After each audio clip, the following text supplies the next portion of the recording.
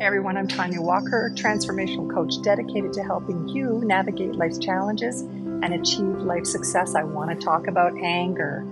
This is a topic that tends to be swept under the carpet in many relationships because of either fear, guilt, or shame. So I want to answer this question: where does anger come from? Well, anger often comes from underlying emotions like fear, having been deeply hurt, deep sadness, or frustration. It is a natural response that we experience when we feel threatened or we feel powerless. So by recognizing what we're feeling and how often we feel this way, this can give us a clear indication of where we're at emotionally. However, when we ignore parts of ourselves that require this important attention and we leave it unchecked, this is going to significantly impact our lives on multiple levels, and it's going to damage relationships with the people that we love. So before I go any further, I want to make it clear that a person who is angry, in most cases, is hurting deeply. And the best way that they can deal with this intense emotion is to understand it. Understand where are the roots of the anger, understand the emotional triggers, understand the consequences and the impact that it's having on others around them. This is going to be a solid foundation to cultivate healthy change that brings more joy and peace, not only to that person, but to their loved ones, to their partner.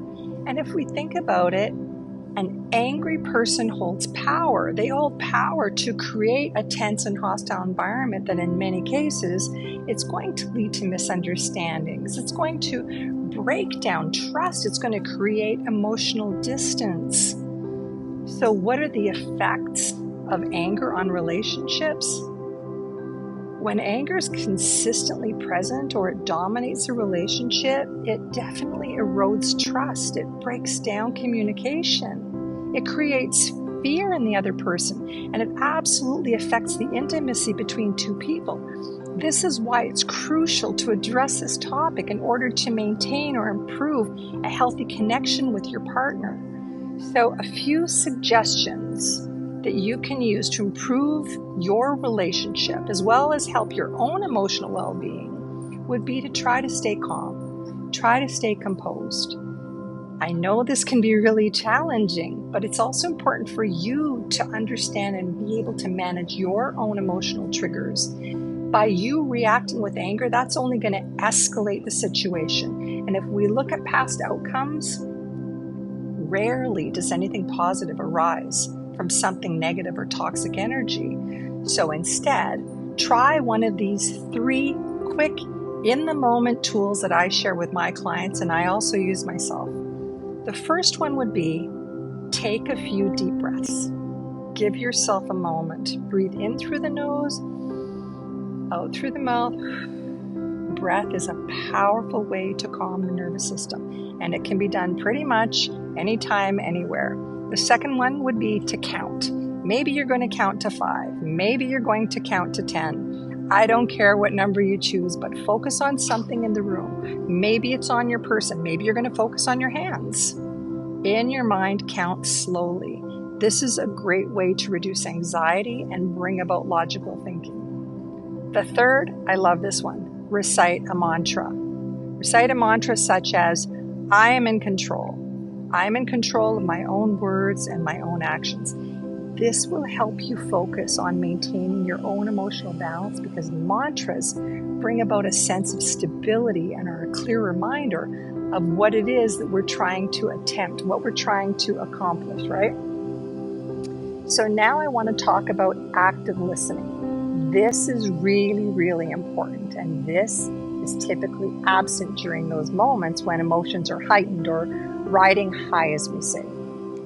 I want you to take a new approach, that anger is a sign that your partner feels unheard or misunderstood somehow.